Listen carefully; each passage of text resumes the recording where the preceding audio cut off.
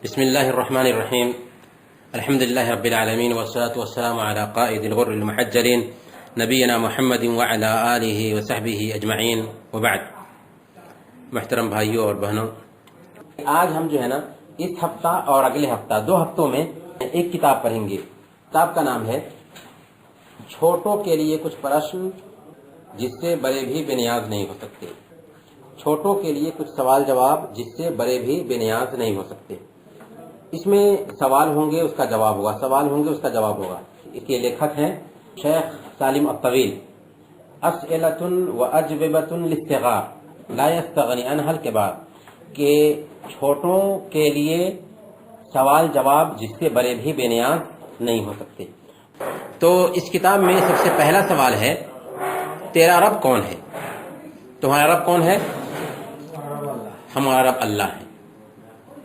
دوسرا سوال ہے کہ اللہ کہاں ہے؟ اللہ کہاں ہے؟ اللہ آسمان میں ہے، عرش پر ہے. اللہ آسمان، 7 آسمان کے اوپر عرش پر ہے. اور یہ بات اتنی عام سی ہے کہ کسی بھی ایک چھوٹے سے بچے سے بھی پوچھیے گا اللہ کہاں ہے، چاہے وہ مسلمان نہ بھی ہو، وہ بھی سر اوپر کی طرف اٹھائے گا. اللہ تعالیٰ جو ہے نا ہمارے دل میں نہیں، یا اللہ تعالیٰ ہر جگہ نہیں، بلکہ اللہ تعالیٰ عرش پر ہے. ہاں، اس کا گیان ہر جگہ ہے، وہ ہر چیز کو دیکھ رہا ہے، ہر چیز کو جان رہا ہے اور ہر چیز کی نگرانی کر رہا ہے. تیسرا سوال ہے کہ بندوں پر اللہ کا ادھیکار کیا ہے؟ تو بندوں پر اللہ کا ادھیکار یہ ہے کہ ماتر بندے صرف اور صرف اسی کی عبادت کریں، اسی کی اپاسنا کریں، اور اس کی اس عبادت میں، اس کی اس اپاسنا میں کسی ان کو بھاگیدار نہ ٹھہرائیں. یہ اللہ تعالیٰ کا حق ہے اور حدیث میں باضابطہ اس سلسلے میں بتایا گیا ہے. خود اللہ کے نبی صلی اللہ علیہ وسلم نے اس کو واضح کیا کہ اللہ کا حق بندوں پر یہ ہے کہ بندے صرف اور صرف ایک اللہ کی عبادت کریں اور اس کی اس عبادت میں کسی اور کو بھاگیدار نہ ٹھہرائیں. اور بندوں کا حق اللہ پر یہ ہے کہ جب بندے ایک اللہ کی عبادت کریں اور اس کے ساتھ کسی کو بھاگیدار نہ ٹھہرائیں تو اس کو سزا نہ دیں. اگلا پرشن ہے کہ اس حدیث کو پورن کریں جس نے کہا کہ میں اللہ کو رب مان کر راضی ہوں اور اسلام کو دین مان کر راضی ہوں اور محمد صلی اللہ علیہ وسلم کو رسول مان کر راضی ہوں، تو اس کے لیے جنت انیوارج ہو گئی، اس کے لیے جنت واجب ہو گئی. کیوں؟ اس لیے کہ وہ اللہ کو رب مان رہا ہے، اسلام کو دین مان رہا ہے اور محمد صلی اللہ علیہ وسلم کو رسول مان رہا ہے. کیونکہ اس نے جب اللہ کو رب مان لیا، اسلام کو دین مان لیا اور محمد صلی اللہ علیہ وسلم کو آخری رسول مان لیا تو اس کے مطابق چلے گا، اور جب چلے گا تو جنت میں جائے گا. یہ حدیث سنن نبی داؤد کی ہے. اگلا سوال ہے کہ اللہ نے ہمیں کیوں پیدا کیا اور اس کا فرمان کیا ہے؟ صرف اس لیے پیدا کیا کہ ہم صرف اور صرف اسی کی عبادت کریں. یعنی اللہ نے ہمیں اس دھرتی پر اسی لیے بنایا ہی ہے کہ ہم صرف اور صرف اسی ایک اللہ کی عبادت کریں. کیا فرمان ہے؟ فرمان یہ ہے سورہ الذاریات کی آیت نمبر 56، وما خلقت الجن والانس الا لیعبدون، کہ ہم نے جنوں اور انسانوں کو ماتر اس لیے پیدا کیا ہے کہ صرف اور صرف وہ میری عبادت کریں.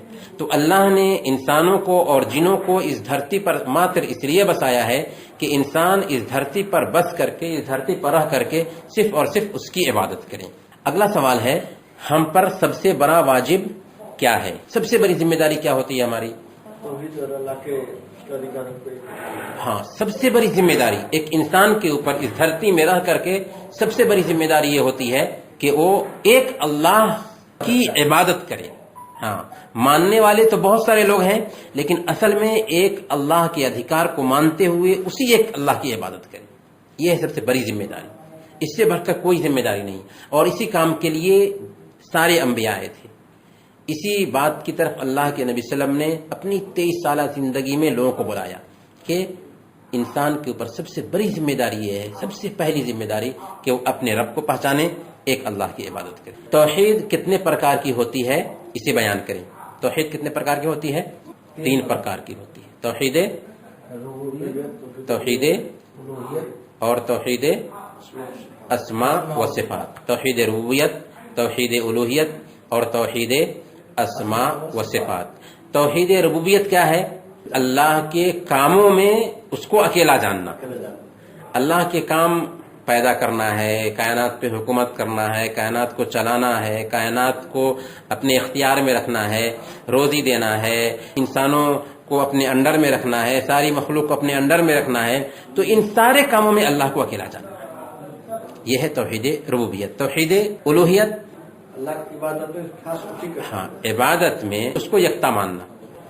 اور توحید اسماء و صفات، توحید اسماء و صفات کیا ہے؟ اللہ کے ناموں اور گنوں میں اس کو یک جاننا۔ ہاں اللہ تعالیٰ کے جو نام ہیں اور اس کے جو گن ہیں، ان ناموں اور گنوں میں اللہ تعالیٰ کو ایک جاننا، یہ توحید اسماء و صفات ہے۔ اگلا سوال ہے کہ اس حدیث کو پورن کریں۔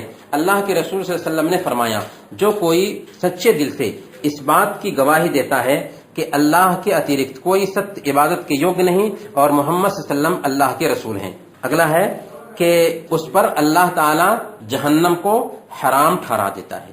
یہ پوری حدیث ہوئی، یعنی اس حدیث کو پورن کرنا ہے۔ صحیح مسلم کی یہ حدیث ہے اور صحیح بخاری میں بھی یہ حدیث آئی ہے کہ جو کوئی اس بات کی گواہی دیتا ہے کہ اللہ کے علاوہ اور کوئی صحیح عبادت کے لائق نہیں اور محمد صلی اللہ علیہ وسلم اللہ کے آخری سندیشتہ، محمد صلی اللہ علیہ وسلم اللہ کے رسول ہیں، تو اس پر اللہ تعالی جہنم کو حرام ٹھہراتا ہے۔ یہ صحیح بخاری اور مسلم کی حدیث ہے۔ گویا کہ جو کوئی بھی اس بات کی گواہی دے کہ اللہ کے علاوہ کسی اور کی عبادت ہم نہیں کریں گے اور آخری نبی محمد صلی اللہ علیہ وسلم کو اپنا نبی اور رسول مانیں گے اور ان کے بتائے ہوئے طریقے کے مطابق ہم اللہ کی عبادت کریں گے، اللہ نے اس کے اوپر جہنم کو حرام ٹھہرا دیا۔ لیکن کب؟ جبکہ لا الہ الا اللہ کی جو مانگ ہے، لا الہ الا اللہ کا جو تقاضا ہے، اس تقاضا اور اس مانگ کے مطابق میں ایک انسان اپنے آپ کو ڈھال لے۔ یہ نہیں کہ لا الہ الا اللہ بول لیا اور جو کچھ زبان سے بولا تھا دل اس کے خلاف ہو جائے یا اس کے کرم جو ہے نا اس کے آدھار پر نہ ہو۔ اگر ایسا ہوگا تو گویا کہ اس کے وہ تو چابی مل گئی لیکن چابی میں دندانے نہیں۔ اگر چابی میں دندانے نہیں ہو تو دروازہ کھلے گا؟ تالا نہیں کھلے گا۔ بالکل ویسے ہی لا الہ الا اللہ تو وہ بول لیا ہے، پر اس کے لیے ضروری ہے کہ وہ اس کو دل سے مانے اور پھر اس کے آدھار پر عمل کرے۔ سب سے بڑا پاپ کیا ہے؟ سب سے بڑا گناہ کیا ہے؟ سب سے بڑا گناہ اللہ کے ساتھ میں دوسروں کو شریک ٹھہرانا ہے۔ شرک کیا ہے؟ اللہ کے علاوہ کسی اور کو کسی اور ان کی عبادت کرنا یا کسی ان کو اللہ کے رب ہونے میں شریک کرنا یا اللہ کے ناموں اور گنوں میں شریک کرنا۔ صرف عبادت میں نہیں بلکہ اللہ کے وجود میں، اللہ کے ناموں اور گنوں میں یا اللہ تعالیٰ کی ربوبیت میں کسی دوسرے کو شریک ٹھہراتے ہیں تو وہ کیا ہو جائے گا؟ شرک ہو جائے گا۔ اس حدیث کو پورن کریں۔ اللہ کے رسول صلی اللہ علیہ وسلم نے فرمایا، جس نے اللہ کے اتیرکت کسی ان کی قسم کھائی، یہ حدیث ہے، سنن ترمذی کی حدیث ہے، جس نے اللہ کے علاوہ کسی اور کی قسم کھائی اس نے کفر یا شرک کیا۔ اس سے پتہ یہ چلا کہ اللہ کے علاوہ کسی اور کی قسم کھانا جائز نہیں ہے۔ قسم کھائی جائے گی تو صرف اور صرف ایک اللہ کی قسم کھائی جائے گی۔ اگر کوئی آدمی اللہ کے علاوہ کسی اور کی قسم کھاتا ہے تو گویا کہ یہ بھی ایک طرح سے شرک ہو جاتا ہے۔ اگلا سوال ہے کہ کیا اللہ کے علاوہ کوئی دوسرے غیب کو جانتے ہیں؟ اللہ کے علاوہ کوئی بھی دوسرا غیب، پروکش کی بات جو سامنے سے اوجھل ہے، جو سامنے سے اوجھل ہے اس کو اللہ کے علاوہ کوئی دوسرا نہیں جانتا۔ دیوار کے پیچھے میں کیا ہے صرف اللہ ہی جان سکتا ہے، اللہ کے علاوہ کوئی دوسرا نہیں جانتا۔ تو غیب کی بات اللہ تعالیٰ ہی جانتا ہے، اللہ کے علاوہ کوئی دوسرا نہیں جان سکتا۔ کوئی بھی عمل کب اللہ کے پاس سویکار کیے جاتے ہیں؟ کوئی بھی عمل اللہ کے پاس اس وقت ہی سویکار کیا جائے گا جبکہ اس کے اندر دو شرطیں پائی جائیں۔ پہلی شرط اخلاص اور دوسری شرط مطابعت، یعنی اللہ کے لیے وہ کام انجام دیا جائے اور پیارے نبی بیٹھ سکتے ہیں آپ، اور پیارے نبی محمد صلی اللہ علیہ وسلم کے طریقے کے مطابق ہو۔ اگر وہ کام صرف اور صرف اللہ کے لیے نہیں ہے یا صرف اور صرف اللہ کے لیے تو ہے لیکن پیارے نبی صلی اللہ علیہ وسلم کے طریقے کے مطابق وہ عمل نہیں ہے تو وہ عمل قبول نہیں کیا جائے گا۔ گویا کہ دو شرط کا کسی بھی عمل کے اندر پایا جانا ضروری ہے۔ وہ کام صرف اللہ کے لیے کیا جائے اور آخری نبی محمد صلی اللہ علیہ وسلم کے بتائے ہوئے طریقے کے مطابق ہو۔ یعنی اخلاص پایا جائے اور نبی کا طریقہ پایا جائے. اور اسی کو اللہ تعالیٰ نے ہمیں جو کلمہ دیا ہے لا الہ الا اللہ محمد الرسول اللہ، اس کے اندر بتا دیا گیا ہے ایک اللہ کی عبادت ہوگی اور یہ عبادت ہوگی آخری نبی محمد صلی اللہ علیہ وسلم کے بتائے ہوئے طریقے کے مطابق. تیرے نبی کون ہیں؟ ہمارے نبی محمد صلی اللہ علیہ وسلم ہیں. محمد صلی اللہ علیہ وسلم کا نام آئے تو کیا کہیں گے؟ صلی اللہ علیہ وسلم. اور جمعہ کے دن عصر کے بعد سے مغرب کے وقت تک کا جو سمے ہوتا ہے بہت ہی بہمولیہ سمے ہوتا ہے، اور ایسے وقت میں اگر ہم اللہ سے کچھ مانگتے ہیں تو اس وقت دعائیں بہت زیادہ قبول ہونے کا امکان رہتا ہے. اس لیے ایسے وقت میں ابھی ہم لوگ جو بیٹھے ہوئے ہیں یہ وقت بھی بہت ہی اچت وقت ہے دعا کی قبولیت کے لیے. اللہ کے نبی صلی اللہ علیہ وسلم کا جب نام آتا ہے تو ہم کہتے ہیں صلی اللہ علیہ وسلم. محمد الرسول اللہ کا ارتھ کیا ہوتا ہے؟ جب ہم کہتے ہیں محمد الرسول اللہ تو اس کا ارتھ کیا ہوتا ہے؟ محمد الرسول اللہ، محمد صلی اللہ علیہ وسلم اللہ کے رسول ہیں، یہی مطلب ہوا نا، محمد صلی اللہ علیہ وسلم اللہ کے رسول ہیں. گویا کہ اس کا ارتھ یہ ہوا کہ محمد صلی اللہ علیہ وسلم کو ہم رسول مانیں گے، یعنی انہوں نے جیسے بتایا ہے ویسے عمل کریں گے، اور جن کاموں سے روک دیا ہے ان سے ہم اپنے آپ کو روک لیں گے. گویا کہ یہ ماننا ہے کہ محمد صلی اللہ علیہ وسلم ساری انسانیت کے لیے شعب سوچنا سنانے والے اور ڈرانے والے بنا کر کے بھیجے گئے تھے. تو محمد ہمارے رسول ہیں، اور محمد الرسول اللہ جب ہم کہتے ہیں کلمہ میں یہ دوسرا جو حصہ ہے اس کا ہم اقرار کرتے ہیں تو اس کا مطلب یہ ہوتا ہے کہ محمد صلی اللہ علیہ وسلم نے جو کچھ بھی ہمیں بتایا ہے اس کے مطابق زندگی گزاریں گے، اور جن کاموں سے روک دیا ہے ان سے اپنے آپ کو روک لیں گے.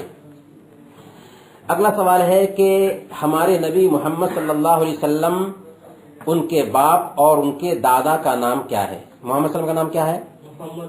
محمد بن عبداللہ بن عبد المطلب. محمد بن عبداللہ بن عبد المطلب.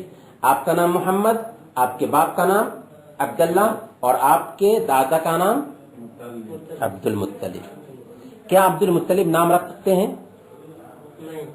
عبد المطلب نام نہیں رکھ سکتے، اور عبد المطلب نام اس وجہ سے تھا کہ کوئی اسلام کا زمانہ نہیں تھا، وہ اسلام کا زمانہ نہیں تھا، کوئی اسلامی نام نہیں ہے عبد المطلب. مطلب اللہ کا نام نہیں ہے. عبد کے ساتھ میں اللہ کا کوئی نام ملے گا تو وہ نام صحیح ہوتا، اللہ کے علاوہ کسی انسان کا نام ملے گا تو وہ نام شرکیہ نام ہو جاتا، اس کے اندر شرک آ جاتا ہے. تو عبد المطلب نام صحیح نہیں ہے، لیکن اللہ کے نبی صلی اللہ علیہ وسلم کے دادا کا نام ٹھہرتا ہے. اگلا سوال ہے کہ سارے لوگوں میں سب سے ادھک پریم رکھنا کس سے ضروری ہے؟ سارے لوگوں میں، دنیا میں جتنے بھی لوگ ہیں ان سب میں سب سے زیادہ محبت رکھنا کس سے ضروری ہے؟ اللہ کے رسول صلی اللہ علیہ وسلم سے. یہاں تک کہ اپنی جان سے بھی ہمیں اللہ کے نبی صلی اللہ علیہ وسلم سب سے زیادہ پریم رکھنا چاہیے. ایک مرتبہ کی گھٹنا ہے، اللہ کے نبی صلی اللہ علیہ وسلم، عمر فاروق رضی اللہ تعالیٰ عنہ اور دوسرے بھی صحابہ ایک ساتھ جا رہے تھے. عمر فاروق رضی اللہ تعالیٰ عنہ کے ہاتھ کو اللہ کے نبی صلی اللہ علیہ وسلم نے تھام رکھا تھا، تو ان کو احساس ہوا کہ اللہ کے نبی صلی اللہ علیہ وسلم مجھ سے محبت کرتے ہیں، تو دل کی بھاونا جو تھی اس کو ظاہر کر دیا. کہا کہ اللہ کے نبی صلی اللہ علیہ وسلم میں آپ سے دنیا کے سارے لوگوں سے زیادہ محبت کرتا ہوں، بس میری جان کے علاوہ، یعنی مجھے آپ سے دنیا کے سارے لوگوں سے زیادہ محبت ہے سوائے میری جان کے. اللہ کے نبی صلی اللہ علیہ وسلم نے کہا کہ ابھی بھی محبت میں پورنتا نہیں آئی، ابھی بھی تمہاری محبت مکمل نہیں ہوئی ہے. تب عمر فاروق نے کہا کہ اے اللہ کے نبی صلی اللہ علیہ وسلم، آپ میری نظر میں دنیا کے سارے لوگوں سے زیادہ محبوب ہے، یہاں تک کہ میری جان سے بھی زیادہ محبوب ہے. تب اللہ کے نبی صلی اللہ علیہ وسلم نے کہا الآن یا عمر، اب بات بنی ہے اے عمر، یعنی تمہاری محبت اب پکی ہوئی ہے. گویا کہ ہمیں محمد صلی اللہ علیہ وسلم سے محبت اپنی جان سے بھی زیادہ کرنی ہے. یعنی جس طرح سے ہمیں اپنی جان محبوب ہے اس سے کہیں زیادہ اللہ کے نبی صلی اللہ علیہ وسلم سے ہماری محبت ہونی چاہیے. اگر ہم اللہ کے نبی صلی اللہ علیہ وسلم سے محبت رکھتے ہیں لیکن اپنی جان کو اللہ کے نبی صلی اللہ علیہ وسلم کی محبت کے آگے رکھتے ہیں تو گویا کہ محبت ابھی مکمل نہیں ہو سکی ہے. ایک چھوٹا سوال ہے سر. جی، حضور پاک صلی اللہ علیہ وسلم کے علاوہ اور بھی تو نبی اور رسول ہوئے ہیں، ان سے کیوں نہیں؟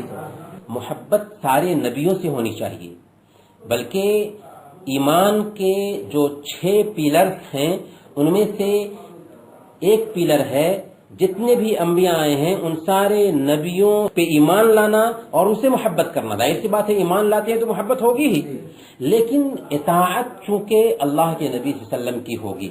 اب سوال یہ ہے کہ محمد صلی اللہ علیہ وسلم سے ہی محبت زیادہ کیوں؟ اس بنیاد پر کہ محمد صلی اللہ علیہ وسلم ہی ایک ایسے انسان ہیں جنہوں نے ہمیں صحیح راستہ دکھایا, براہ راست ہماری ہدایت کا سبب بنے. محمد صلی اللہ علیہ وسلم خود بھی ہر انسان کے لیے بھیجے گئے. پہلے جو انبیاء آئے ہیں اپنی اپنی جاتی کے لیے بھیجے گئے تھے, اپنی اپنی قوم کے لیے بھیجے گئے تھے, اور ان کا سندیش بھی اپنی قوم کے لیے سیمت تھا. لیکن محمد صلی اللہ علیہ وسلم کا سندیش ساری انسانیت کے لیے تھا, ساری انسانیت کے لیے بھیجے گئے. اور انہوں نے جو پریشانیاں جھیلی ہیں, جو تکلیفیں برداشت کی ہیں, کسی نبی نے کوئی سی پریشانی نہیں جھیلی, کوئی سی تکلیف برداشت نہیں کی. محمد صلی اللہ علیہ وسلم کی زندگی کو ہم پڑھتے ہیں تو سمجھ میں آتا ہے کہ واقعی ان سے کتنی بھی محبت کریں لیکن کم ہے.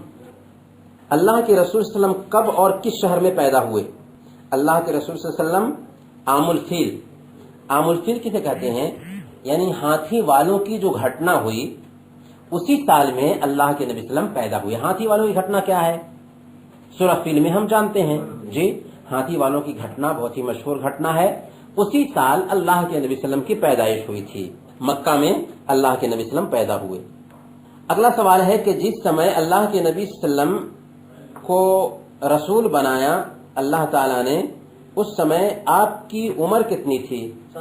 40 سال کے تھے اللہ کے رسول صلی اللہ علیہ وسلم. اللہ کے رسول صلی اللہ علیہ وسلم ہجرت سے پہلے مکہ میں کتنے سال تک رہے؟ 13 سال تک رہے. اللہ کے رسول صلی اللہ علیہ وسلم نے ہجرت کہاں کی تھی؟ مدینہ میں کی تھی. ہجرت کے بعد اللہ کے رسول صلی اللہ علیہ وسلم کتنے سال زندہ رہے؟ یوسف بھائی 10 سال زندہ رہے. ہجرت کے بعد مدینہ میں اللہ کے نبی صلی اللہ علیہ وسلم 10 سال زندہ رہے. امہات المؤمنین مومنوں کی مائیں کون ہیں؟ امہات المؤمنین مومنوں کی مائیں کون ہیں؟ امہات المؤمنین کن کو کہا جاتا ہے؟ محمد صلی اللہ علیہ وسلم کی بیوی کا. محمد صلی اللہ علیہ وسلم کی جو بیویاں ہیں ان کو امہات المؤمنین کہا جاتا ہے, یعنی مومنوں کی مائیں. چونکہ وہ ایک طرح سے ماں کا درجہ رکھتی ہیں اس لیے ان کو سمان کے طور پر مومنوں کی ماں کہا جاتا ہے. امہات المؤمنین. اللہ کے رسول صلی اللہ علیہ وسلم کا دیہانت کہاں, کب اور کتنے ورش کی آیو میں ہوا؟ اللہ کے نبی صلی اللہ علیہ وسلم کا دیہانت کہاں ہوا؟ مدینہ میں ہوا. کتنے سال میں ہوا؟ 63 سال میں ہوا. اس وقت آپ کی عمر 63 سال کی تھی. محمد صلی اللہ علیہ وسلم مدینہ سے واپس آئے. محمد صلی اللہ علیہ وسلم. ہاں, محمد صلی اللہ علیہ وسلم مکمل کہیں گے ہم, مکمل ہم کہیں گے. پہلے اس کو صحیح کر لیتے ہیں.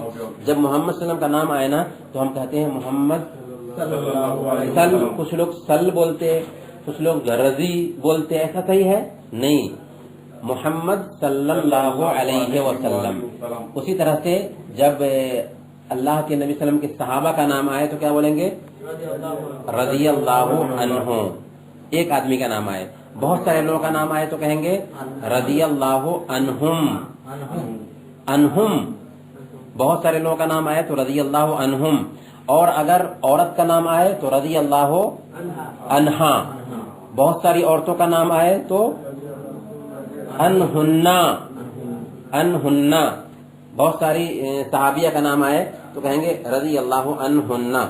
تو اگلے سوال کی طرف چلتے ہیں. اس حدیث کو پورن کریں. ایک حدیث ہے اس کو مکمل کرنا ہے. اللہ کے رسول صلی اللہ علیہ وسلم نے فرمایا جس نے مجھ پر ایک بار درود بھیجا, جس نے مجھ پر ایک بار درود بھیجا.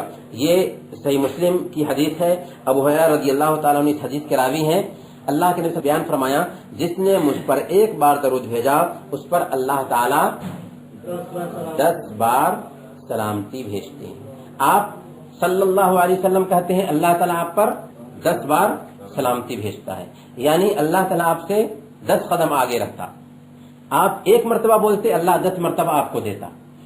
اللہ کے نبی صلی اللہ علیہ وسلم کے اوپر ایک مرتبہ ہم درود بھیجتے ہیں, اللہ تعالیٰ ہمارے اوپر 10 مرتبہ سلامتی بھیجتا ہے. یہ حدیث ہے من صلی علیہ مرتن صلی اللہ علیہ 10 مرات. یہ حدیث آپ کو یاد کرنا ہے, پڑھنے کی کوشش کیجیے. من صلی علیہ مرتن صلی اللہ علیہ 10 مرات. جس کسی نے مجھ پر ایک مرتبہ درود بھیجا اللہ تعالیٰ اس کے اوپر 10 مرتبہ سلامتی بھیجتا ہے.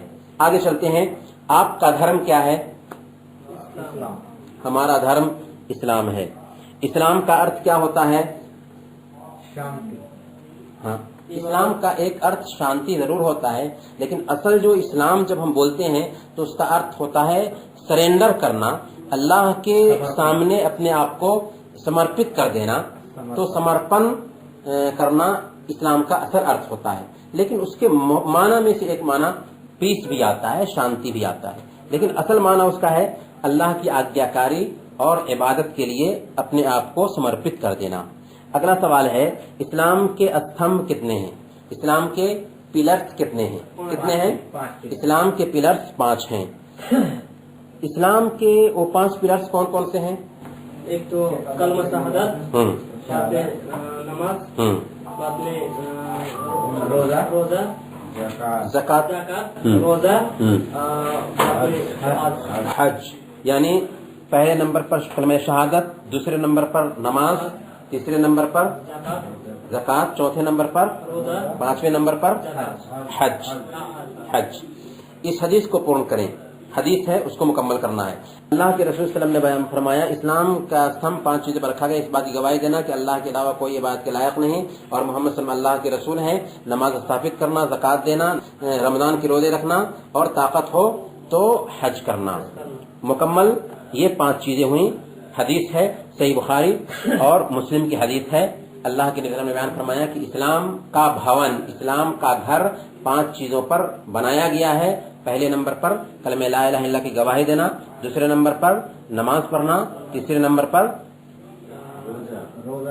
زکات دینا، چوتھے نمبر پر روزہ رکھنا، 5ویں نمبر پر اگر طاقت ہو تو حج کرنا. گویا کہ اسلام کے پلر کتنے ہوئے؟ 5 ہوئے.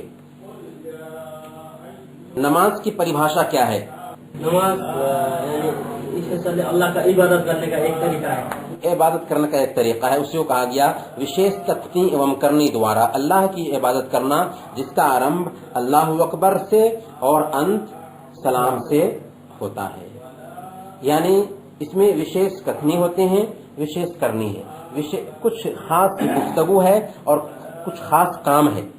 اللہ کی آجیاکاری پراپت کرنے کے لیے، اللہ کی رضامندی حاصل کرنے کے لیے اسے ہم کرتے ہیں. اس کی شروعات ہوتی ہے اللہ اکبر سے اور اس کا انت ہوتا ہے سلام.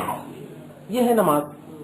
وشیش کتنی، وشیش کرنی، جس کی شروعات اللہ اکبر سے اور انت سلام سے ہے. البتہ یہ جو کرتے ہیں ہم اللہ کی آجیاکاری پراپت کرنے کے لیے کرتے ہیں. سر یہ فائل واٹس ایپ میں بھیجیں گے انشاءاللہ. جی واٹس ایپ سے پہنچ جائے گا، سب لوگوں کو ہم بھیج دیں گے. دن اور رات میں ایک مسلمان پر کتنے سمے کی نمازیں ضروری ہیں اور ان کی رکعتوں کی سنکھیا کیا ہے؟ دن اور رات میں ایک مسلمان پر کتنے وقت کی نمازیں ضروری ہیں؟ 5 وقت. 5 وقت کی نمازیں ضروری ہیں. ان کی سنکھیا کیا ہے؟ ظہر میں فرض 4 رکعت، عصر میں 4 مغرب میں 3 رکعت، عشاء میں 4 رکعت اور فجر میں 2 رکعت. ظہر میں پہلے سنت 4 رکعت. ہاں بعد میں کتنا ہے؟ بعد میں 4 ہوتا ہے. بعد میں ظہر میں ان سے میں پوچھ رہا ہوں. نہیں، لاسٹ میں 2 رکعت پڑھتے ہیں. ہاں بعد میں 2 رکعت. جی جی. عصر میں کتنی سنت ہے؟ 4. عصر کی جو سنن مؤکدہ ہے، کچھ سنتیں ہیں جو تاکیدی سنتیں ہیں. عصر میں تاکیدی سنت نہیں ہے. عصر میں تاکیدی سنت نہیں ہے. البتہ اتنا ثابت ہے، اللہ کے نبی نے بیان فرمایا رحم اللہ امرأن صلی قبل العصر 4. اللہ تعالیٰ اس آدمی پر رحم فرمائے جو عصر سے پہلے بھی 4 رکعت پڑھتا ہے. تو عام سنتوں میں سے سنت ہے، اگر کوئی پڑھنا چاہتا ہے تو پڑھ سکتا ہے، لیکن تاکیدی سنتوں میں سے وہ نہیں ہے. گویا کہ ہم عصر کی سنت کو الگ رکھتے ہیں کیونکہ ہم تاکیدی سنتوں کو بیان کر رہے ہیں. اگر کوئی پڑھنا چاہتا ہے تو 4 رکعت پڑھ سکتا ہے، یہ بھی سنت ہے، ثابت ہے اللہ کے نبی صلی اللہ علیہ وسلم سے. اور آپ نے کہا کہ اللہ کی دیا ہو اس آدمی پر جو عصر سے پہلے 4 رکعت پڑھتا ہے، لیکن جو تاکیدی سنت ہے اس میں سے نہیں ہے. مغرب سے پہلے نہیں ہے، مغرب سے پہلے تاکیدی سنت نہیں ہے لیکن 2 رکعت ثابت ہے. اللہ کے نبی صلی اللہ علیہ وسلم نے کہا کہ جو जो पढ़ना चाहे पढ़े। आपने एक मरतबा फरमाया था, सही बुखारी की रिवायत है, मगरिब से पहले नमाज पढ़ो, मगरिब से पहले नमाज पढ़ो, मगरिब से पहले नमाज पढ़ो। फिर फरमाया जो चाहे, मतलब क्या किया कि ये इख्तियार है, अगर पढ़ना चाहते हो तो पढ़े। नहीं, मगरिब से पहले 2 रकात सुन्नत के तौर पर साबित है, लेकिन इसकी ताकीद नहीं है, इसकी ताकीद नहीं है। ताकीद समझ रहे हैं ना, पूरे तौर पर उस पर बल नहीं दिया गया, जोर नहीं दिया गया, लेकिन और जो सुन्नतें हैं उस पर जोर दिया गया। जैसे मगरिब के बाद की 2 रकात सुन्नत है, इस पर जोर दिया गया। उसी तरह से इशा से पहले कोई सुन्नत नहीं है, इशा के बाद 2 रकात सुन्नत है, इस पे बल दिया गया, इसकी ताकीद की गई। उसी तरह फजर से पहले 2 रकात सुन्नत है। कुल मिलाकर 12 रकातें सुन्नत बनती हैं, 12 रकातें बनती हैं। 12 रकातों के बारे में अल्लाह के नबी सल्लल्लाहु अलैहि वसल्लम ने बयान फरमाया, मैंने वो हदीस सुनाई है। क्या हदीस है वो, कोई बता सकते हैं? जिसमें हाँ 12 रकात सुन्नत पढ़ी, हाँ अल्लाह ताला ने उसके लिए जन्नत से एक अलग नहीं उम्मे हबीबा की हदीस है, सही मुस्लिम की रिवायत है, जिस किसी ने दिन और रात में फर्ज के अलावा 12 रकात सुन्नतें पढ़ी, अल्लाह ताला उसके लिए जन्नत में घर बनाता है। यानी आप सुबह से शाम तक 5 वक्त की नमाजों में 12 रकात सुन्नतें पढ़ते हैं तो अल्लाह ताला आपके लिए क्या कर देता? एक घर बन जाता है। ऐसे ही हर दिन घर बनता रहेगा। कितना घर बन जाता? अनगिनत, जिसकी हम कामना भी नहीं कर सकते।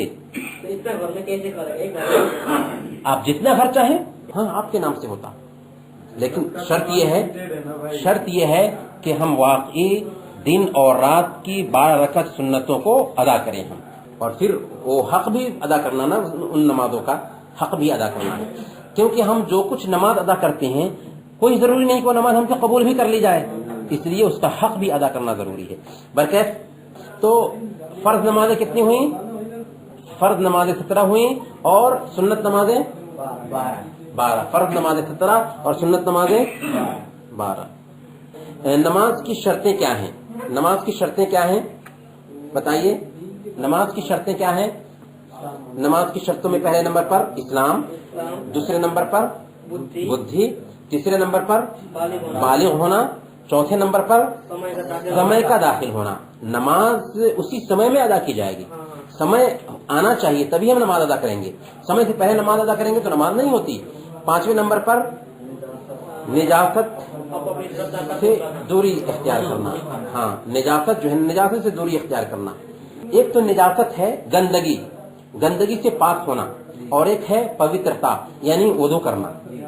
तो गंदगी से दूरी भी इख्तियार करना जरूरी है और वुदू भी जरूरी है। बगैर वुदू की नमाज होती नहीं होती। तो 6ठे नंबर पर पवित्रता यानी वुदू भी जरूरी है या गुस्ल भी जरूरी है। 7वें नंबर पर सतर को ढांपना। सतर जिस्म के जो अंग हैं, जो छुपाने वाले अंग हैं, छुपाने वाले अंगों को छुपाना। अगर कोई आदमी छुपाने वाले जो अंग हैं उनको खोल करके नमाज अदा करता है तो उसकी नमाज होगी? नहीं होगी। तो गोया के सतर को ढांपना जरूरी है। उसी तरह से 8वें नंबर पर किबला का इस्तकबाल करना, किबला की ओर मुंह करना। अगर कोई आदमी पूरब की तरफ मुंह करके नमाज अदा करता है, नहीं होता, क्योंकि किबला नहीं है पूरब की तरफ हमारा, तो किबला करना जरूरी है। अगर किबला फिर गया तो नमाज नहीं होगी। 8वें नंबर पर नियत। ये कुल मिलाकर के नमाज की 8 शर्तें हैं। अगर कोई आदमी इन शर्तों में से किसी एक शर्त को भी छोड़ देता है तो उसकी नमाज नहीं होगी। गोया कि अब मैं नमाज के लिए जाता हूँ, लेकिन मेरा इरादा है नमाज के जरिया एक्सरसाइज हो जाए, या हमारा इरादा है कि चल करके ऐसे ही लोगों के साथ में मिल जाते हैं। इरादा कुछ भी नहीं हमारा बना, अगर से हम सब कुछ पढ़ रहे हैं तो इरादा जरूरी है। जोहर की नमाज अदा कर रहे हैं, जोहर की नमाज का इरादा हो। असर की नमाज अदा कर रहे हैं, असर की नमाज का इरादा हो। इरादा होना चाहिए। अगर इरादा नहीं बनाए तो नमाज नहीं होती हमारी, अगर से सब कुछ हम पढ़ रहे हैं। हम नमाज के लिए जाते हैं कभी भी जी, तो मतलब दिल में मतलब सोच जाता है कि हम नमाज के लिए जा रहे हैं, वो सही बस है? वही इरादा है। اور اسی کو نیت کہتے ہیں. یعنی نیت عربی زبان میں النیت امر قلبی، نیت دلی ارادہ کا نام ہے. ہمارے دل میں جو ارادہ ہوتا ہے اور جس ارادے کے ساتھ ہم مسجد میں جاتے ہیں اسی کو نیت کہتے ہیں. عربی زبان میں اسی کا نام نیت ہے. الگ سے نیت کے الفاظ بولنے کی ضرورت نہیں ہوتی ہے. اب اگلا سوال ہے کہ وضو کے استھم کیا ہیں، وضو کے پیلرز کیا ہیں. وضو کے پیلرز کیا ہیں؟ پہلے نمبر پر جس کو ہم رکن کہہ سکتے ہیں یا وضو کی شرط بھی کہہ سکتے ہیں. وضو کی شرطیں کیا ہیں یا وضو کے رکن کیا ہیں جس کے بغیر وضو نہیں ہوتا؟ کیا کیا ہے؟ پہلے نمبر پر چہرہ دھلنا، کلی کرنے اور ناک میں پانی ڈالنے کے ساتھ ساتھ. یعنی سب سے اہم تو چہرہ دھلنا ہے، لیکن چہرے کے اندر کلی کرنا بھی ہے اور ناک میں پانی ڈالنا بھی آ جاتا ہے. دوسرے نمبر پر دونوں ہاتھوں کو کوہنیوں سمیت ہونا، دونوں ہاتھوں کو کوہنیوں سمیت ہونا. تیسرے نمبر پر دونوں کانوں کے ساتھ سر کا مسح کرنا، دونوں کانوں کا مسح کرنا اور سر کا مسح کرنا. اور چوتھے نمبر پر دونوں پیر کو ٹخنوں سمیت ہونا. پانچویں نمبر پر اس کام میں ترتیب کا پایا جانا. اور چھٹے نمبر پر یہ کام نرنتر ہونا، یعنی لگاتار ہونا، رکاوٹ نہ آئے.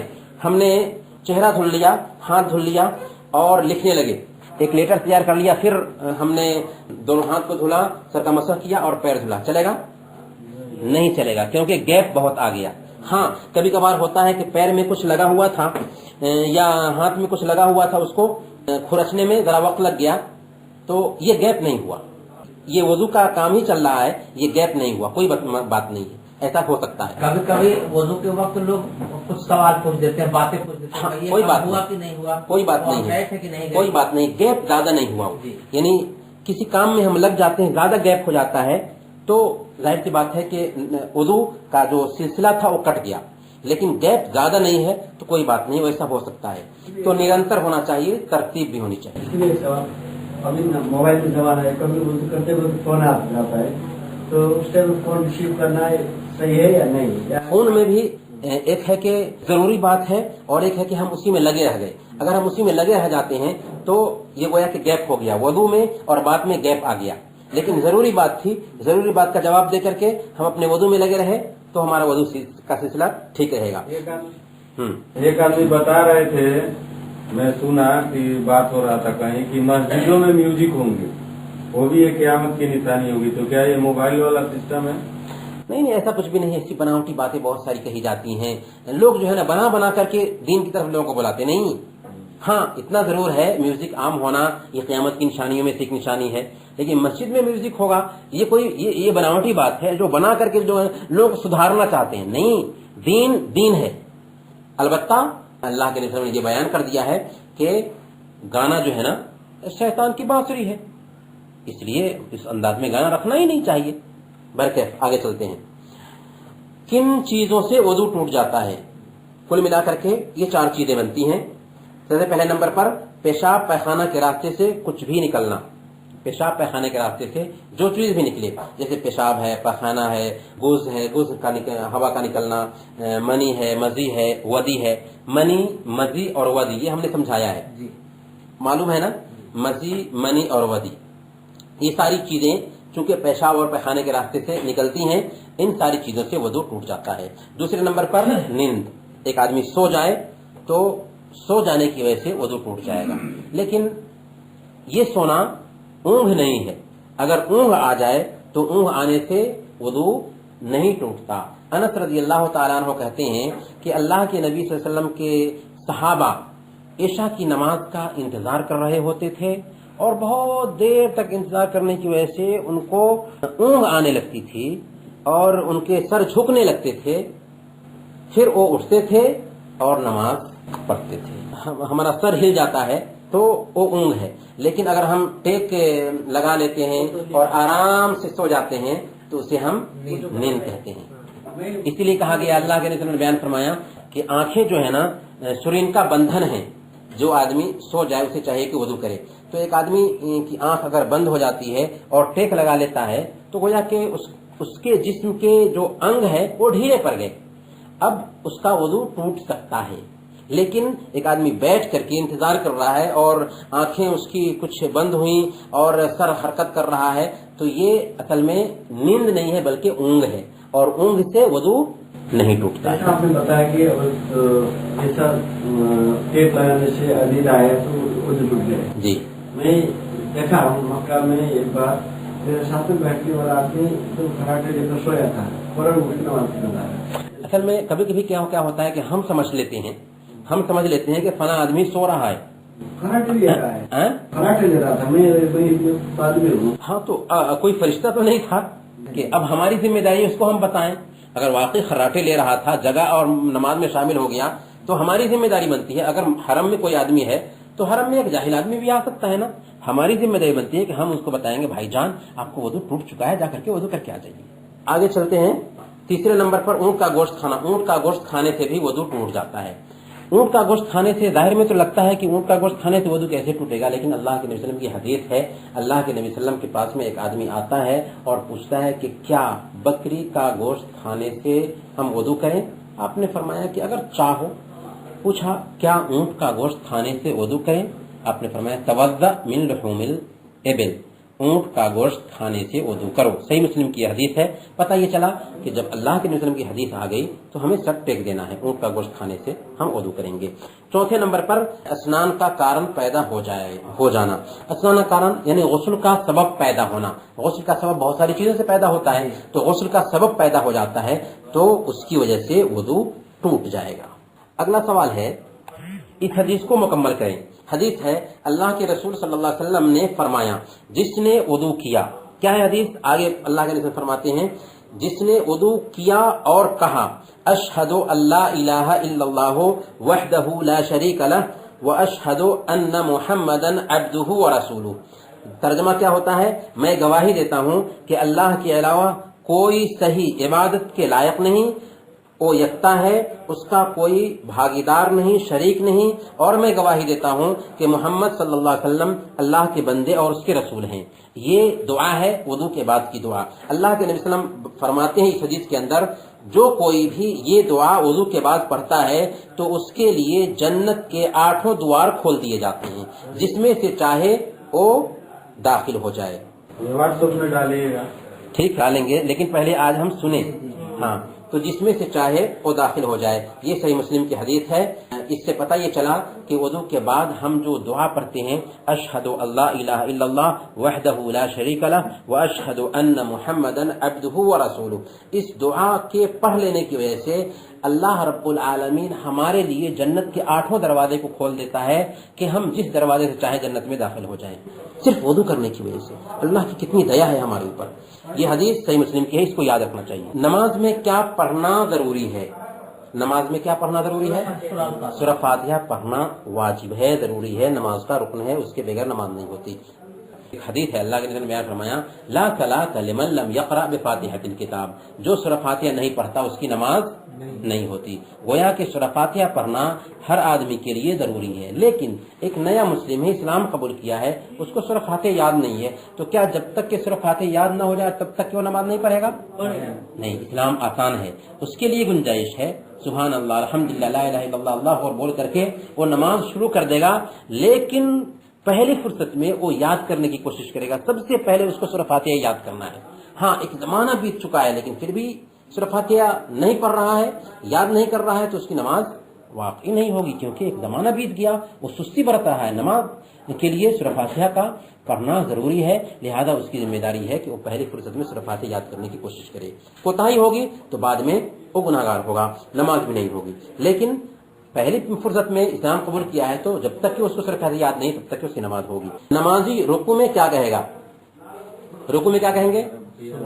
سبحان ربی العظیم۔ نمازی سجدہ میں کیا کہے گا؟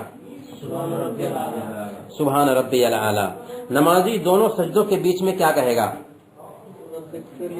رب اغفر لی وارحمنی واہدنی وعافنی وارزقنی۔ حدیث تشہد کی دعا پر ہے، تشہد کی دعا پر ہے، کون سنائیں گے ہمیں؟ کوئی سنا سکتے ہیں؟ جی سنائیے۔ التحیات للہ والصلوات والطیبات السلام علیکہ نبی رحمۃ اللہ وبرکاتہ السلام علینا وعلی عباد اللہ الصالحین اشہد ان لا الہ الا اللہ واشہد ان محمد मुहम्मदन अब्दुहु व रसूलुहु। ये सही मुस्लिम और बुखारी की रवायत है। इसके अंदर तहियात बयान की गई है। अत्तहियातु लिल्लाहि वस्सलावातु वत्तय्यिबातु अस्सलामु अलैका अय्युहन नबी व रहमतुल्लाहि व बरकातुहु अस्सलामु अलैना व अला इबादिल्लाहि सालिहीन अशहदु अल्ला इलाहा इल्लल्लाह व अशहदु अन्ना मुहम्मदन अब्दुहु व रसूलुहु। नमाज जी दोनों सजदों के बीच में रब्बी गफिरली, मैं यही इतना बोलता हूँ, पूरा नहीं बोलता। दोनों सजदों के बीच में रब्बिग़फिरली रब्बिग़फिरली रब्बिग़फिरली भी कह सकते हैं जी। हाँ, रब्बिग़फिरली हमने बताया था, बल्कि बताया भी था कि रब्बिग़फिरली रब्बिग़फिरली रब्बिग़फिरली ये ज्यादा सही है। इसका उत्तर मतलब क्या हुआ? अर्थ रब्बिग़फिरली, अल्लाह मुझे माफ कर दे, हम पर रहम फरमा, हमें हिदायत दे, हमें सेहत अता फरमा, हमें रिज़्क़ दे। अगला सवाल है कि दरूद शरीफ पढ़ें, यानी नमाज की में जो दरूद पढ़ते हैं वो सुनाइए। यूसुफ भाई सुनाइएगा आप। अल्लाहुम्मा सल्ली मुहम्मदन अल्लाहुम्मा सल्ली अला मुहम्मदिन मुहम्मदिन व अला आलि मुहम्मदिन कमा सल्लैता अला इब्राहिम कमा सल्लैता अला इब्राहिम व अला आलि इब्राहिम इन्नका हामिदुल मजीद। हाँ, अल्लाहुम्मा बारिक अला मुहम्मदिन व अला आलि मुहम्मदिन कमा बारकता अला इब्राहिम व अला आलि इब्राहिम इन्नका हमीदुम मजीद। जी, ये आमतौर पर हमसे जो गलती होती रहती है ना, उसको रिपीट करना चाहिए किसी दूसरे के सामने में। जब हम रिपीट करेंगे ना किसी दूसरे के सामने में, जो गलती हो रही है याद नहीं है, याद करने की कोशिश करें, क्योंकि ये दरूद शरीफ है। अल्लाहुम्मा सल्ली अला मुहम्मदिन व अला, हाँ दरूद है। हम लोग सवाल नंबर 42 तक पहुंच चुके हैं। इसमें सबसे पहले सवाल है कि वो 4 चीजें क्या हैं जिनसे नमाजी सलाम फेरने से पहले पनाह मांगता है। ये दुआ है असल में, अल्लाहुम्मा अऊज़ु बिका मिन अज़ाबि जहन्नम व मिन अज़ाबिल क़ब्र व मिन फितनतिल महया वल ममात व मिन फितनतिल मसीहिद दज्जाल। 4 चीजें हैं। पहले नंबर पर जहन्नम के अजाब से पनाह मांगा जाता है, कब्र के अजाब से पनाह मांगा जाता है, और जिंदों और मुर्दों के फितना से पनाह मांगा जाता है। इसी तरह से मसीह दज्जाल के फितने से पनाह मांगा जाता है। ये 4 चीजें हैं जिससे अल्लाह के नबी सल्लम हमेशा पनाह मांगते थे सलाम फेरने से पहले। इस हदीस को पूर्ण कीजिए। सवाल है, इस हदीस को पूर्ण कीजिए। अल्लाह के रसूल सल्लल्लाहु अलैहि वसल्लम ने फरमाया, जिसने अल्लाह के लिए फर्ज के अतिरिक्त 12 रकत नफली नमाजें पढ़ी, मुकम्मल कीजिए, जन्नत में अल्लाह ताला उसके लिए जन्नत में घर बनाता है। हमने अभी इससे पहले हदीस बताई थी, सही मुस्लिम की हदीस है। उम्मे हबीबा रज़ियल्लाहु ताला अन्हा बयान फरमाती हैं कि जिस किसी ने दिन और रात में 12 रकत नमाज़ें अदा की फर्ज के अलावा, अल्लाह ताला उसके लिए जन्नत में घर बनाता है। तो हम अगर कहें कि जिस किसी ने दिन और रात में फर्ज के अलावा 12 रकत नमाजें अदा की, मुकम्मल कीजिए, क्या कहेंगे? अल्लाह ताला उसके लिए जन्नत में घर बनाता है। अगला सवाल है कि सुन्नतों का वर्णन कीजिए। फजर से पहले 2 रकत, जोहर से पहले 4 रकत, जोहर के बाद 2 रकत, और मगरिब के बाद 2 रकत, और ईशा के बाद 2 रकत। मगरिब से पहले जो सुन्नत है ये क्या है? आम सुन्नतों में से है, ताकीदी सुन्नत नहीं है। असर से पहले 4 रकत जो सुन्नत है ये आम सुन्नतों में से है, ताकीदी सुन्नत नहीं है। अगर जोहर की सुन्नत नहीं पढ़ सके हैं तो फर्ज के बाद में सुन्नत पढ़ के फिर हम सुन्नत पढ़ सकते हैं, यानी 6 रकत सुन्नत लगातार पढ़ सकते हैं। 2-2 करके कि 4 और 2? 2-2 करके रात और दिन की नमाजें पढ़नी चाहिए, 2-2 करके पढ़नी चाहिए। लेकिन अगर दोहर की एक ही सलाम से सुन्नत पढ़ते हैं तो इसकी भी गुंजाइश है, लेकिन बेहतर है कि 2-2 करके पढ़ें। 2 रकत पर सलाम फिर दें, फिर 2 रकत पढ़ें। अगला सवाल है कि ज़कात की परिभाषा क्या है? ज़कात विशेष माल में विशेष अनिवार्य अधिकार जो विशेष समय में विशेष लोगों को दिया जाता है। खास माल में, खास वक्तों में और खास लोगों को दिया जाने वाला माल ज़कात कहलाता है। अगला सवाल है कि रोज़ा की परिभाषा क्या है? रोज़ा की परिभाषा क्या है? اللہ की आज्ञाकारी प्राप्त करने के लिए फजर उदय होने से सूरज डूबने तक खाने पीने और सहवास से रुक जाने का नाम रोजा है। नीयत हो अल्लाह की आज्ञाकारी, अल्लाह की रिदा हासिल करना, अगर ये नीयत नहीं है तो रोजा ही नहीं होगा। फिर उसी तरह से सुबह फजर के वक्त से, फजर की अजान के वक्त से सूरज डूबने तक किस चीज से रुकना है? खाने पीने और सहवास से। खाने पीने और सहवास से रुक जाए आदमी और नियत है, वक्त है फजर के वक्त से सूरज डूबने तक, तो इसको हम रोजा कहेंगे इस्लाम की परिभाषा में। हदीस को पूर्ण करें। हदीस है, अल्लाह के रसूल सल्लल्लाहु अलैहि वसल्लम ने फरमाया, जिसने ईमान के साथ और सवाब की नीयत से रमजान के रोजे रखे, क्या है मुकम्मल हदीस ये है कि उसके पिछले गुनाह माफ कर दिए जाते हैं, उसके पिछले गुनाह माफ कर दिए जाते हैं। यानी सही बुखारी और मुस्लिम की हदीस है, जो कोई ईमान के साथ और सवाब की नीयत से रमजान के रोजे रखता है, अल्लाह ताला उसके पिछले सारे गुनाहों को माफ कर दे। अगला सवाल है कि हज की परिभाषा क्या है? अल्लाह की इबादत के लिए विशेष दिनों में विशेष काम के लिए काबा की और कूच करना, काबा की ओर प्रस्थान करना, काबा के लिए विशेष दिनों में, आम दिनों में नहीं। अगर हम आज के दिनों में जाएं हज के लिए तो होगा नहीं, विशेष दिनों में विशेष जगहों पर। अगर कोई आदमी हज के दिनों में ही जाता है मदीना में तो हज होता नहीं होता। मक्का में विशेष जगहों पर जाना है और विशेष दिनों में जाना है, विशेष काम करने हैं, तभी हज होगा। हदीस को मुकम्मल करें। हदीस क्या है? अल्लाह के रसूल सल्लल्लाहु अलैहि वसल्लम ने फरमाया, जिस व्यक्ति ने केवल अल्लाह के लिए हज किया, हदीस क्या है? जिस व्यक्ति ने केवल अल्लाह के लिए हज किया, संभोग और उसके वर्णन और गुनाहों से सुरक्षित रहा, तो वो पवित्र होकर ऐसा लौटता है जैसे माँ के पेट में से पैदा होने के दिन था। जिस दिन वो माँ के पेट से पैदा हुआ था तो बिल्कुल पवित्र पैदा हुआ था, गुनाहों से पाक पैदा हुआ था। तो अगर कोई आदमी हज इस अंदाज में करता है कि किसी तरह का गुनाह नहीं करता और न ही झगड़े लड़ाई करता है और न ही वो संभोग वगैरह की बातें करता है, सहवास की बातें करता है, और हज का जो हक है हक अदा करते हुए हज करता है, तो गुनाहों से बिल्कुल ऐसे धुल कर आता है जैसे कि माँ के पेट से पैदा होने के दिन पवित्र था। ईमान के स्तंभ क्या हैं? ईमान के स्तंभ क्या हैं? 6 स्तंभ है। हाँ, 6 स्तंभ हैं। अल्लाह पर ईमान लाना, फरिश्तों पर ईमान लाना, रसूलों पर ईमान लाना, किताबों पर ईमान लाना, ईश्वरीय ग्रंथों पर ईमान लाना, अच्छी बुरी तकदीर पर ईमान लाना, और एक बाकी है आखिरत पर ईमान लाना। जी, सबसे पहले आखिरत है, उसके बाद अच्छी बुरी तकदीर है।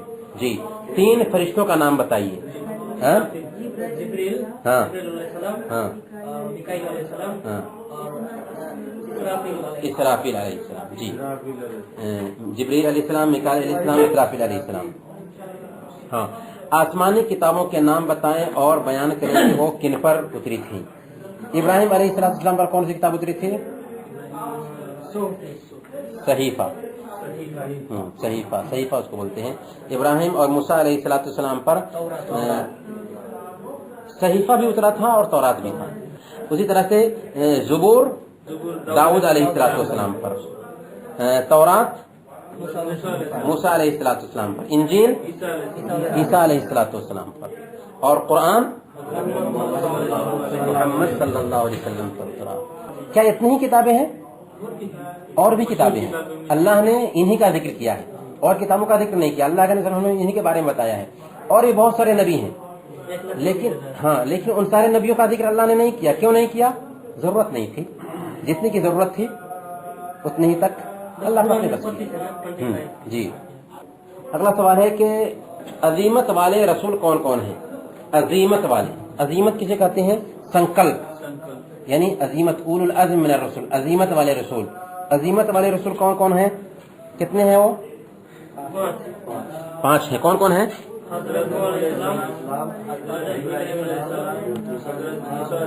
सबसे पहले हजरत नूह अलैहिस्सलाम, दूसरे नंबर पर इब्राहिम अलैहिस्सलाम, और हाँ मशहूर जो नबी हैं वो 5 नबी बनते हैं। इनको कहते हैं अजीमत वाले रसूल। سورہ بقرہ کی انتم 2 آیتوں کی تلاوت کریں جسے مسلمان جو ہے نا سونے سے پہلے پڑھتا ہے. یہ سورہ بقرہ کی آخری 2 آیتوں کی بہت اہمیت ہے, اس کو سوتے وقت بھی پڑھنا چاہیے. نہیں, آمن الرسول, سورہ بقرہ کی آخری 2 آیت, سورہ بقرہ کی آخری 2 آیت جو ہے نا پڑھنا چاہیے, اسے یاد بھی رکھنا چاہیے. آیت نمبر 285 سے 286 تک. قیامت کب ہوگی؟ قیامت کب ہوگی؟ ہاں, قیامت کب ہوگی اس کا گیان صرف اللہ کے پاس ہے, اللہ کے علاوہ کوئی اس کو نہیں جانتا کہ قیامت کب ہوگی. سمان کا گھر کون سا ہے؟ سمان کا گھر جنت ہے. جنت کے علاوہ کوئی اور جگہ سمان کی ہو ہی نہیں سکتی ہے. وقتی طور پر سمان مل سکتا ہے لیکن سمان کی اصل جگہ جنت ہے. جنت کے دوار کتنے ہیں؟ 8. جنت کے دروازے 8 ہیں. کب مومن اپنے رب کو دیکھیں گے؟ جب جنت میں داخل ہو جائیں گے تو مومن اپنے رب کو دیکھیں گے. دنیا میں کیا دیکھنا ممکن ہے؟ دنیا میں اللہ تعالیٰ کو دیکھنا ممکن نہیں ہے. کوئی بھی اللہ تعالیٰ کو دنیا میں نہیں دیکھ سکتا. کون سی چیز ایک ویکتی کو جنت میں داخل کرتی ہے؟ کون سی چیز ایک آدمی کو جنت میں داخل کرنے والی بنتی ہے؟ اللہ کا تقوی اور اخلاق. اخلاق مطلب ہمارا کیریکٹر, ہمارا کردار. اللہ کا تقوی, اللہ کا تقوی یعنی اللہ کی نگرانی کا احساس. اللہ نے جن کاموں سے روک دیا ان سے رک جانا, اور جن کاموں کا حکم دیا ان کو کرنا. اور پھر ادھر یعنی ایک اللہ کا حق ادا کرنا, دوسری طرف انسانوں کا حق ادا کرنا, بندوں کا حق ادا کرنا. اخلاق کیا ہے؟ ہمارا کیریکٹر آپ کے ساتھ کیسا ہو, ان کے ساتھ کیسا ہو, ان کے ساتھ کیسا ہو, ملنے والوں کے ساتھ کیسا ہو. گویا کہ جنت میں جانے کے لیے صرف اللہ کا حق ادا کرنا ضروری نہیں, یا اللہ کا حق ادا کریں گے تو صرف اللہ کا حق ادا کر کے جنت میں نہیں جا سکتے, بلکہ اس کے ساتھ ساتھ ہمارا کیریکٹر بھی اچھا ہونا چاہیے. کیریکٹر بھی اچھا ہونا چاہیے. اسی لیے حدیث میں بتایا گیا, صحیح مسلم کی حدیث ہے, ایک دن اللہ کے نبی صلی اللہ علیہ وسلم نے صحابہ سے پوچھا کہ تم اپنے بیچ میں غریب کس کو سمجھتے ہو, مفلس کس کو سمجھتے ہو؟ لوگوں نے کہا کہ مفلس تو ہم اس کو سمجھتے ہیں جس کے پاس میں درہم اور دینار نہ ہو. کہا کہ جس کے پاس درہم اور دینار نہ ہو, روپے پیسے نہ ہو, وہی غریب ہے. اللہ کے نبی نے فرمایا ٹھیک ہے یہ تو دنیا کے حساب سے چل سکتا, لیکن قیامت کے دن اصل غریب وہ ہوگا جو نماز, روزے, زکات اور نیکیوں کے ساتھ میں آئے گا, لیکن کسی کو گالی دی ہوگی, کسی کو مارا ہوگا, کسی کا مال ہڑپ لیا ہوگا, کسی کے اوپر الزام لگایا ہوگا, کسی کا خون بہایا ہوگا. سارے دعوے دار آ جائیں گے. جن لوگوں کا اس نے مال لیا یا کس نے ہڑپ لیا یا جس آدمی کے ساتھ میں زیادتی کی تھی, سارے کے سارے لوگ آ جائیں گے اور ان سب کو اس کی نیکیاں لے کر کے دے دی جائیں گی. جو نیکیاں لے کر کے آیا تھا دے دی جائیں گی, پہاڑ جیسی نیکیاں لے کر کے آیا تھا دے دی جائیں گی. جب ساری نیکیاں اس کی ختم ہو جائیں گی اور ابھی بھی بہت سارے دعوے دار ہیں جو باقی رہ جائیں گے, تو کیا ہوگا؟ وہ دعویٰ کرنے والوں کے گناہوں کو لے کر کے اس کے سر پر تھوپ دیا جائے گا. گناہ لیا جائے گا, تھوپ دیا جائے گا, گناہ لیا جائے گا, تھوپ دیا جائے گا. پھر کیا ہوگا؟ ہاں, صحیح مسلم کی حدیث ہے. پھر اللہ کے نبی بیان فرماتے ہیں کہ اس کو جہنم میں ڈال دیا جائے. تو نماز, روزے, حج, زکات کچھ کام آئے اس کے؟ نہیں آئے. چرتر بھی صحیح رکھنا ہے. چرتر اگر نہیں ہے, اسی لیے اللہ کے نبی صلی اللہ علیہ وسلم بیان فرماتے ہیں کہ مجھے چرتر کو پورنتا تک پہنچانے کے لیے ہی بھیجا گیا ہے. بلکہ اللہ کے نبی صلی اللہ علیہ وسلم نے بیان فرمایا کہ ایک انسان کو سب سے زیادہ جنت میں داخل کرنے والی جو چیز ہے نا وہ تقوی ہے. تقوی کیا ہے؟ اللہ کا ڈر. اللہ نے جن کاموں کا حکم دیا ہے اسے کرنا, جن کاموں سے روکا ہے ان سے رک جانا. دوسرے نمبر پر ہمارا اخلاق, کیریکٹر, ہمارا دوسروں کے ساتھ میں بیہیویئر کیسا ہے. یہ 2 چیزیں ہیں. لیکن کسی کا صرف اخلاق اچھا ہے, تقوی نہیں تو چلتا نہیں چلتا. دونوں ہونا چاہیے. اچھا, یاتنا اور اپمان کا گھر کون سا ہے؟ جہنم ہے. جہنم کے دوار کتنے ہیں؟ جنت کے 8, جہنم کے ایک کم ہے. پرشن, احسان کیا ہے؟ احسان کسے کہتے ہیں؟ کسی پر تم کو اللہ کو دیکھ رہے ہو. ہاں, اگر ایسا نہیں ہو سکے تو اللہ تم کو دیکھ رہا ہے. یہ سمجھو کہ اللہ تم کو دیکھ رہا ہے. 2 درجہ ہے. اللہ کی عبادت ایسے. احسان کا مطلب کیا ہوتا ہے؟ اچھا کرنا, قرینہ سے پیش آنا, طریقے سے پیش آنا, اچھا کرنا. لیکن اصل جو اس کی پریبھاشا ہے اسلام میں وہ ویسے نہیں ہے, بلکہ کیا ہے؟ جیسا کہ ابراہیم بھائی نے بتایا کہ اللہ کی عبادت ایسے کرو گویا کہ تم اللہ کو دیکھ رہے ہیں. اگر اتنا نہیں ہو سکتا تو یہ سمجھو کہ اللہ تم کو دیکھ رہا ہے. یہ احسان ہے. ٹھیک ہے. اگلا سوال ہے نیکی اور احسان کا سب سے ادھک حق کون رکھتا ہے؟ نیکی اور احسان کا, نیکی کرنے کا اور کس کے احسان ہونا چاہیے, اس میں سب سے زیادہ حق کس کا ہے؟ ماں باپ کا ہے. ماں باپ ہی ہیں. اللہ کے حق کے بعد ماں باپ ہی ہیں جن کا حق رکھا گیا ہے. اللہ کے حق کو ادا کرنے کے بعد دنیا میں سب سے پہلا حق ماں باپ کا ہے, اللہ اور اس کے رسول کے بعد. سوال ہے کہ جب تم اپنے ماتا پتا کے لیے دعا کرنے کا ارادہ کرو تو کیا کہو گے؟ اب ہم اپنے ماتا پتا کے لیے, لیکن ایسے ماتا پتا کے لیے جو اسلام پر مرے ہوں, اسلام پر مرتے ہیں, اگر اسلام پر نہیں مرے ہیں تو ان کے لیے دعا کی جائے گی؟ نہیں کی جائے گی. اللہ کے نبی صلی اللہ علیہ وسلم ہمارے لیے آئیڈیل ہیں. ان کی ماں مر جاتی ہیں اور ماں کی قبر پر جا کر اللہ تعالیٰ سے اجازت چاہتے ہیں کہ میں اپنی ماں کے لیے دعا کروں, اللہ منع کر دیتا ہے, دعا نہیں کر سکتے آپ. تو اگر ہمارے ماں باپ زندہ میں تھے اور اسلام قبول کیا تھا پھر مر جاتے ہیں تو ان کے لیے دعا کریں گے. دعا کیا ہے؟ رب اغفر لی ولوالدی رب ارحمہما کما ربیانی صغیرا. رب اغفر لی ولوالدی, اے میرے رب مجھے چھما کر اور میرے ماتا پتا کو چھما کر, میرے رب ان دونوں پر دیا کر, ویسے ہی جیسے انہوں نے بچپن میں ہماری پرورش کی تھی, جیسے انہوں نے بچپن میں ہمیں پوسا پالا تھا. اللہ تعالیٰ تو ان کے اوپر دیا کر ان کے گناہوں کو معاف کر دے.